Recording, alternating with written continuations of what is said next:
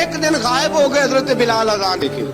حضرت بلال حبشی رضی اللہ تعالیٰ عنہ اذان پڑھی, غائب ہو گئے. صحابہ ڈھونڈ رہے ہیں بلال کدھر ہے, اقامت پڑھے. حضور نے فرمایا ٹھہر جاؤ, بلال آئے گا تو اقامت پڑھے گا. جلدی نہ کیا کرو مسجد میں, اگر 2-4 منٹ کبھی دیر ہو جائے نا نماز میں تو جلدی کوئی بات نہیں, اللہ کے گھر ہی آئے ہو نا, جلدی نہ مچایا کرو, اللہ کا گھر ہے, رحمت والی جگہ ہے. حضور نے فرمایا بلال آئے گا تو اذان پڑھے گا. اب نبی کریم صلی اللہ تعالی علیہ وسلم کے صحابہ ایک دن حضرت بلال سے کہنے لگے, بلال تو ساری زندگی اذان پڑھتا رہا, مزہ کب آیا اذان پڑھنے کا؟ حضرت بلال کہنے لگے ایک اس دن جس دن مجھے حضور نے اذان سکھائی تھی, بڑا لطف آیا تھا حضور سے اذان سیکھنے کا. اور فرمایا ایک اس دن مجھے مزہ آیا جب میں نے کعبے کی چھت پہ کھڑے ہو کے اذان پڑھی ہے.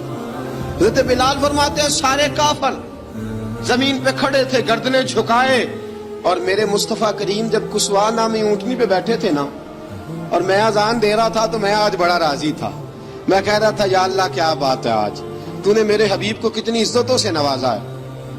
ایک ہے گھر کے کام کاج کرنا, اور میں پہلے بھی حدیث سنا چکا, حضرت بلال حبشی خود بخود لوگوں سے قرضہ لے لیتے تھے, حضور کو تکلیف ہی نہیں. بخاری مسلم بتاتی ہے خود بخود قرضے لے لیتے تھے, نبی پاک کو تکلیف ہی نہیں دیتے تھے. کام کاج ہے, مہمان آ جا رہے ہیں, ان کی خدمت کرنی ہے. بلال نے خود ہی قرضہ اٹھا لیا, قرضہ اٹھا کے خود بخود حضرت بلال سودا لے آئے, سودا لا کے جناب بلال نے پکا دیا. ایک دن ایسا بھی آیا, بخاری شریف کے لفظ ہیں کہ جن کے قرضے دینے تھے وہ کہنے لگے بلال سے میرے قرضہ دو ورنہ تجھے لے جائیں گے, بکریاں چرانی پڑیں گے. حضرت بلال حبشی رضی اللہ تعالیٰ انہوں نے حضور کی خدمت میں عرض کی, کہا اگر کوئی بندوبست ہو گیا تو ٹھیک ہے, ورنہ میں تو سویرے بھاگ جاؤں گا, میں شام چلا جاؤں گا, پیسے آ گئے تو مجھے پیغام بھیجنا, آ جاؤں گا. سویرے فجر سے پہلے حضور نے پیغام بھیج دیا. فرمایا بلال تیری مدد کے لیے اللہ نے 3 اونٹنیاں سامان کی بھیج دی ہیں. حضرت بلال حبشی رضی اللہ تعالیٰ عنہ نے سارا گھر کا کام کاج خود سے سنبھال لیا تھا. ایک دن غائب ہو گئے حضرت بلال اذان دے کے. حضرت بلال حبشی رضی اللہ تعالیٰ عنہ اذان پڑھی, غائب ہو گئے. صحابہ ڈھونڈ رہے ہیں بلال کدھر ہے, اقامت پڑھے. حضور نے فرمایا ٹھہر جاؤ, بلال آئے گا تو اقامت پڑھے گا. جلدی نہ کیا کرو مسجد میں, اگر 2-4 منٹ کبھی دیر ہو جائے نا نماز میں تو جلدی کوئی بات نہیں, اللہ کے گھر ہی آئے ہو نا, جلدی نہ مچایا کرو, اللہ کا گھر ہے, رحمت والی جگہ ہے. حضور نے فرمایا بلال آئے گا تو اذان پڑھے گا. اب سب صحابہ خاموش ہیں کہ بلال جاتا نہیں, کام بھی اس کا کوئی ایسا نہیں.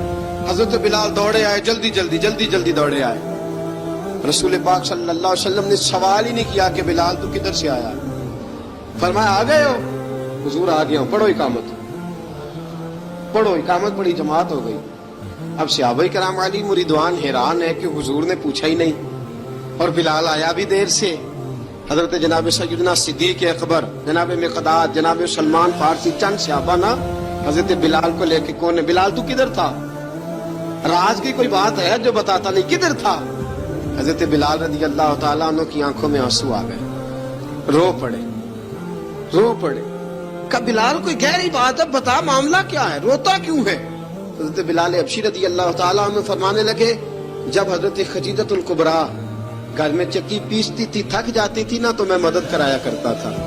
کتنے دن بیت گئے, جب فجر کی اذان دینے کے لیے گزرتا ہوں تو حضرت فاطمہ الزہرا کے بچے روتے ہوتے ہیں. فرمایا میں نے حضرت فاطمہ کو گود میں کھلایا, مجھے اپنے محبوب کی شہزادی سے بڑا پیار ہے. کئی دنوں سے حضور کی خدمت میں عرض کر رہا تھا یا رسول اللہ کو مہربانی فرمائیں. حضور نے رات پیغام بھیجا ہے سیدہ فاطمہ کو کہ بلال جب آئے تو پردہ کر کے اندر چلی جایا کر. حضرت بلال فرماتے ہیں اذان دے کے گیا تھا حضرت فاطمہ کے گھر, میں نے کہا محبوب کی بیٹی ذرا پردہ کر لے, تو بچوں کو دودھ پلا, میں تیری چکی پیس دیتا ہوں. حضرت بلال حبشی کی آنکھوں میں آنسو رو رو کے بتلاتے ہیں. فرمایا سیدہ طیبہ طاہرہ حضرت فاطمہ الزہرا, میرے حبیب نے پتہ کیا فرمایا, فرمایا جس نے فاطمہ کو راضی کیا اس نے تو مجھے راضی کیا. حضرت سیدنا بلال حبشی فرماتے ہیں میں نے چکی پیسی, اور میں تمہیں کیا بتاؤں, میرے محبوب کی بیٹی نے مجھے بڑی ہی دعائیں دی ہیں, انہوں نے مجھ پر بڑا ہی اظہار محبت فرمایا ہے. فرمایا میں آذان سے لے کر جماعت تک لوگ تسبیحاں رولتے ہیں, لوگ قرآن کی آیات کی تلاوت کرتے ہیں, آذان سے لے کر جماعت تک لوگ مختلف قسم کے اذکار میں مشغول ہوتے ہیں. فرمایا میرا ذکر سنو، میری تلاوت سنو، میرا وظیفہ سنو، میں آذان سے لے کر جماعت تک محمد عربی کی بیٹی کی خدمت کرنے چلا جاتا ہوں۔